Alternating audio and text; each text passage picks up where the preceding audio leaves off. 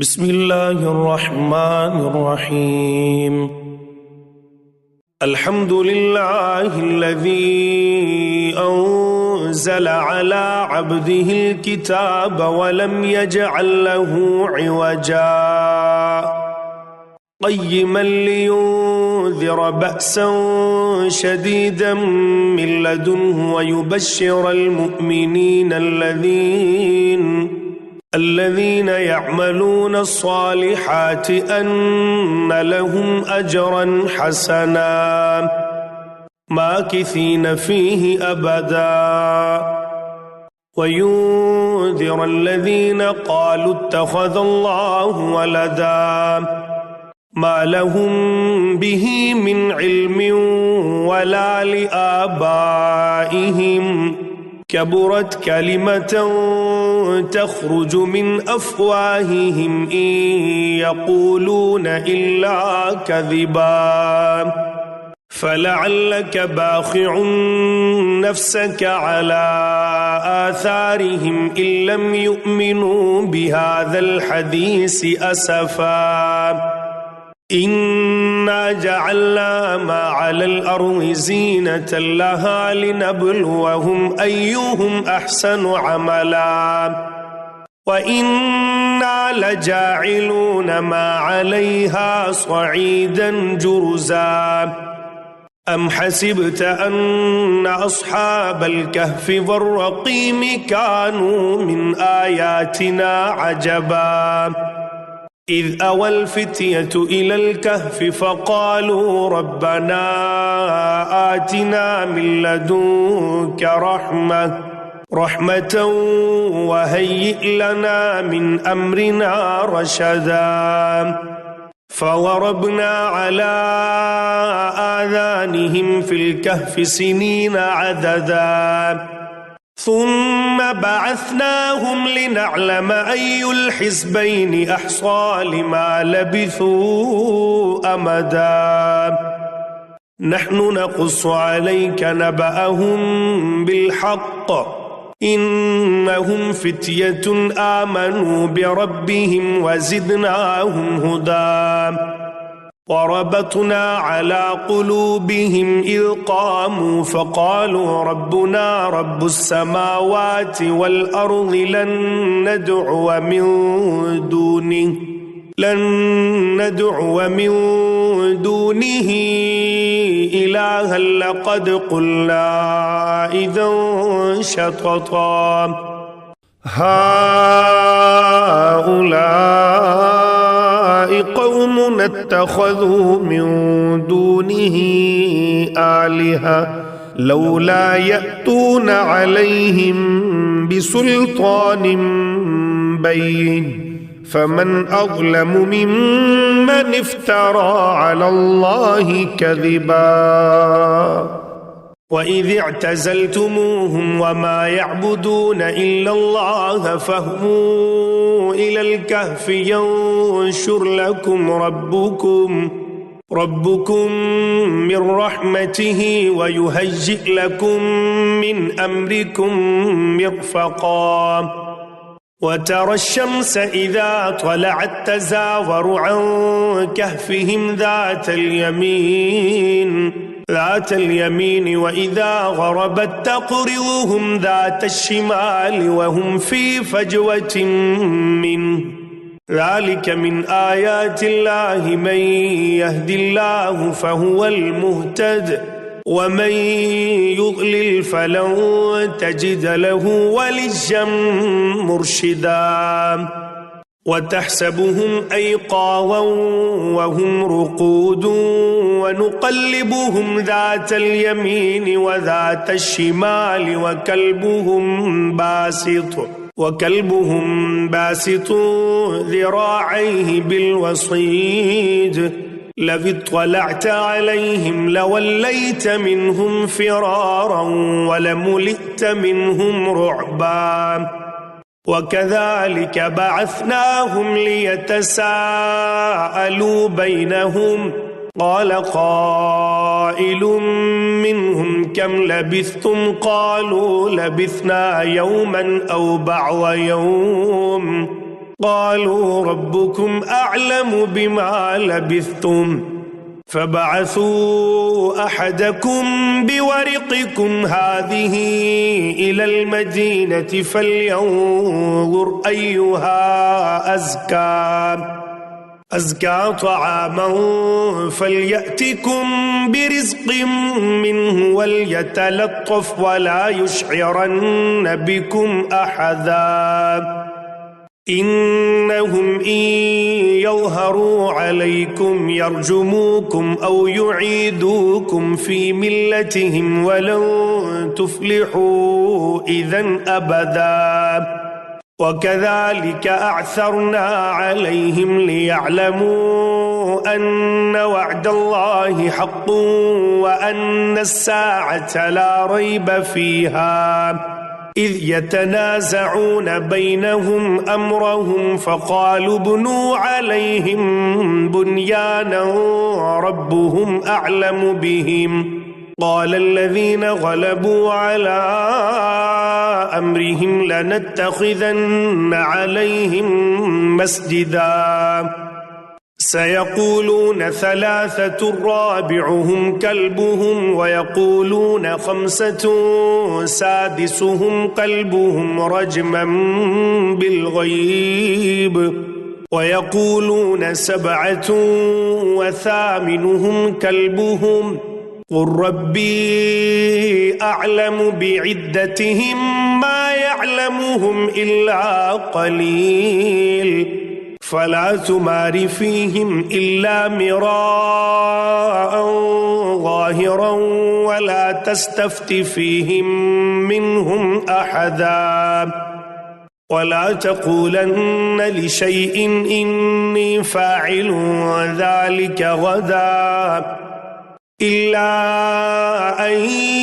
يشاء الله واذكر ربك إذا نسيت وقل عسى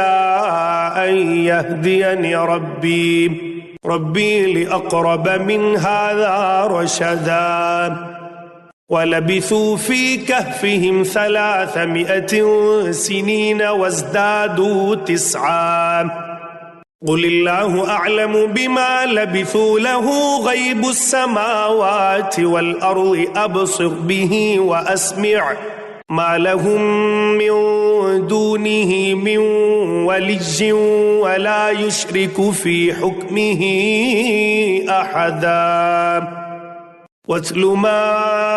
أوحي إليك من كتاب ربك لا مبدل لكلماته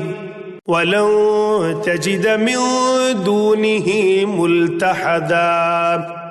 واصبر نفسك مع الذين يدعون ربهم بالغداة والعشي يريدون وجهه ولا تعد عيناك عنهم تريد زينة الحياة الدنيا ولا تطع من أغفلنا قلبه عن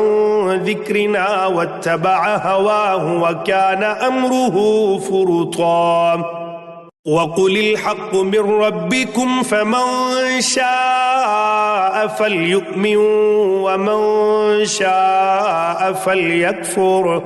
فليكفر إنا أعتدنا للظالمين نارا أحاط بهم سرادقها وإن يستغيثوا يغاثوا بماء كالمهل يشوي الوجوه بئس الشراب وساءت مرتفقا إن الذين آمنوا وعملوا الصالحات إنا لا نضيع أجر من أحسن عملا أولئك لهم جنات عدن تجري من تحتهم الأنهار يحلون فيها من أساور من ذهب ويلبسون ثيابا خضرا من سندس واستبرق متكئين فيها على الأرائك نعم الثواب وحسنت مرتفقا واضرب لهم مثل الرجلين جعلنا لأحدهما جنتين من أعناب وحففناهما بنخل وجعلنا بينهما زرعا كلتا الجنتين آتت أكلها ولم تظلم منه شيئا وفجرنا خلالهما نهرا وكان له ثمر فقال لصاحبه وهو يحاوره أنا أكثر منك مالا وأعز نفرا ودخل جنته وهو ظالم لنفسه قال ما أظن أن تبيد هذه أبدا وما أظن الساعة قائمة ولئن رددت إلى ربي لأجدن خيرا منها منقلبا قال له صاحبه وهو يحاوره أكفرت بالذي خلقك من تراب ثم من نطفة ثم سواك رجلا لكن هو الله ربي ولا أشرك بربي أحدا ولولا إذ دخلت جنتك قلت ما شاء الله لا قوة إلا بالله إن ترني أنا أقل منك مالا وولدا فعسى ربي أن يؤتيني خيرا من جنتك ويرسل عليها حسبانا من السماء فتصبح صعيدا زلقا أو يصبح ماؤها غورا فلن تستطيع له طلبا وأحيط بثمره فأصبح يقلب كفيه على ما أنفق فيها وهي خاوية على عروشها ويقول يا ليتني لم أشرك بربي أحدا ولم تكن له فئة ينصرونه من دون الله وما كان منتصرا هنالك الولاية لله الحق هو خير ثوابا وخير عقبا واضرب لهم مثل الحياة الدنيا كماء إن أنزلناه من السماء فاختلط به نبات الأرض فأصبح هشيما تذروه الرياح وكان الله على كل شيء مقتدرا المال والبنون زينة الحياة الدنيا والباقيات الصالحات خير عند ربك ثوابا وخير أملا ويوم نسجر الجبال وترى الأرض بارزة وحشرناهم فلم نغادر منهم أحدا وعرضوا على ربك صفا لقد جئتمونا كما خلقناكم أول مرة بل زعمتم أن لن نجعل لكم موعدا ووضع الكتاب فترى المجرمين مشفقين مما فيه ويقولون يا ويلتنا ما لهذا الكتاب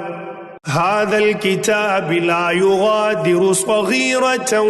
ولا كبيرة إلا أحصاها ووجدوا ما عملوا حاضرا ولا يظلم ربك أحدا وإذ قلنا للملائكة اسجدوا لآدم فسجدوا إلا إبليس كان من الجن ففسق عن أمر ربه أفتتخذونه وذريته أولياء من دوني وهم لكم عدو بئس للظالمين بدلا ما أشهدتهم خلق السماوات والأرض ولا خلق أنفسهم وما كنت متخذ المضلين عضدا ويوم يقول نادوا شركائي الذين زعمتم فدعوهم فلم يستجيبوا لهم وجعلنا بينهم موبقا ورأى المجرمون النار فظنوا أنهم مواقعوها ولم يجدوا عنها مصرفا ولقد صرفنا في هذا القرآن للناس من كل مثل وكان الإنسان أكثر شيء جدلا وما منع الناس أن يؤمنوا إذ جاءهم الهدى ويستغفروا ربهم إلا أن تأتيهم سنة الأولين أو يأتيهم العذاب قبلا وما نرسل المرسلين إلا مبشرين ومنذرين ويجادل الذين كفروا بالباطل ليدحضوا به الحق واتخذوا آياتي وما أنذروا هزوا ومن أظلم ممن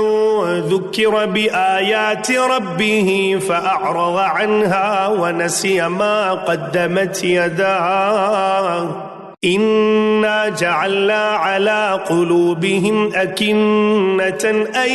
يفقهوه وفي آذانهم وقرا وإن تدعوهم إلى الهدى فلن يهتدوا إذن أبدا وربك الغفور ذو الرحمة لو يؤاخذهم بما كسبوا لعجل لهم العذاب بل لهم موعد لن يجدوا من دونه موئلا وتلك القرى أهلكناهم لما ظلموا وجعلنا لمهلكهم موعدا وإذ قال موسى لفتاه لا أبرح حتى أبلغ مجمع البحرين أو أمضي حقبا فلما بلغا مجمع بينهما نسيا حوتهما فاتخذ سبيله في البحر سربا فلما جاوزا قال لفتاه آتنا غداءنا لقد لقينا من سفرنا هذا نصبا قال أرأيت إذ أوينا إلى الصخرة فإني نسيت الحوت وما أنسانيه إلا الشيطان أن أذكره واتخذ سبيله في البحر عجبا قال ذلك ما كنا نبغي فارتدا على آثارهما قصصا فوجدا عبدا من عبادنا آتيناه رحمة من عندنا وعلمناه من لدنا علما قال له موسى هل أتبعك على أن تعلمني مما علمت رشدا قال إنك لن تستطيع معي صبرا وكيف تصبر على ما لم تحط به خبرا قال ستجدني إن شاء الله صابرا ولا أعصي لك أمرا قال فإن اتبعتني فلا تسألني عن شيء حتى أحدث لك منه ذكرا فانطلقا حتى إذا ركبا في السفينة خرقها قال أخرقتها لتغرق أهلها لقد جئت شيئا إمرا قال ألم أقل إنك لن تستطيع معي صبرا قال لا تؤاخذني بما نسيت ولا ترهقني من أمري عسرا فانطلقا حتى إذا لقيا غلاما فقتله قال أقتلت نفسا زكية بغير نفس لقد جئت شيئا نكرا قال ألم أقل لك إنك لن تستطيع معي صبرا قال إن سألتك عن شيء بعدها فلا تصاحبني قد بلغت من لدني عذرا فانطلقا حتى إذا أتيا أهل قرية استطعما أهلها فأبوا أن يضيفوهما فوجدا فيها جدارا يريد أن ينقض فأقامه قال لو شئت لاتخذت عليه أجرا قال هذا فراق بيني وبينك سأنبئك بتأويل ما لم تستطع عليه صبرا أما السفينة فكانت لمساكين يعملون في البحر فأردت أن أعيبها وكان وراءهم ملك يأخذ كل سفينة غصبا وأما الغلام فكان أبواه مؤمنين فخشينا أن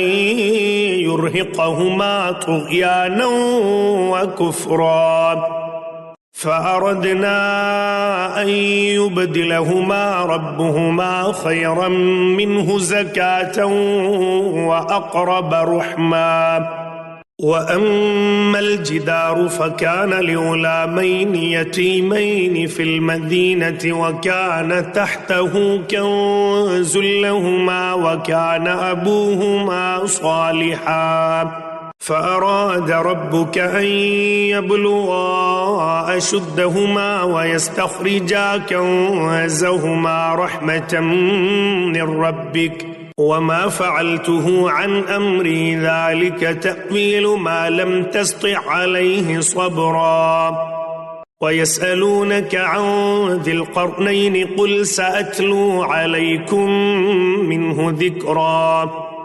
إنا مكنا له في الأرض وآتيناه من كل شيء سببا فأتبع سببا حتى إذا بلغ مغرب الشمس وجدها تغرب في عين حمئة ووجد عندها قوما قلنا يا ذا القرنين إما أن تعذب وإما أن تتخذ فيهم حسنا قال أما من ظلم فسوف نعذبه ثم يرد إلى ربه فيعذبه عذابا نكرا وأما من آمن وعمل صالحا فله جزاء الحسنى وسنقول له من أمرنا يسرا ثم أتبع سببا حتى إذا بلغ مطلع الشمس وجدها تطلع على قوم لم نجعل لهم من دونها سترا كذلك وقد أحطنا بما لديه خبرا ثم أتبع سببا حتى إذا بلغ بين السدين وجد من دونهما قوما لا يكادون يفقهون قولا قالوا يا ذا القرنين إن يأجوج ومأجوج مفسدون في الأرض فهل نجعل لك خرجا على أن تجعل بيننا وبينهم سدا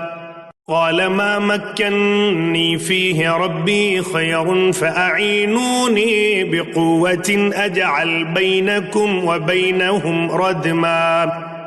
آتوني زبر الحديد حتى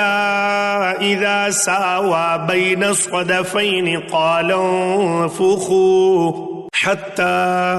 إذا جعله نارا قال آتوني أفرغ عليه قطرا فما استطاعوا أن يظهروه وما استطاعوا له نقبا قال هذا رحمة من ربي فإذا جاء وعد ربي جعله دكا وكان وعد ربي حقا وتركنا بعضهم يومئذ يموج في بعض ونفخ في الصور فجمعناهم جمعا وعرضنا جهنم يومئذ للكافرين عرضا الذين كانت أعينهم في غطاء عن ذكري وكانوا لا يستطيعون سمعا أفحسب الذين كفروا أن يتخذوا عبادي من دوني أولياء إنا أعتدنا جهنم للكافرين نزلا قل هل ننبئكم بالأخسرين أعمالا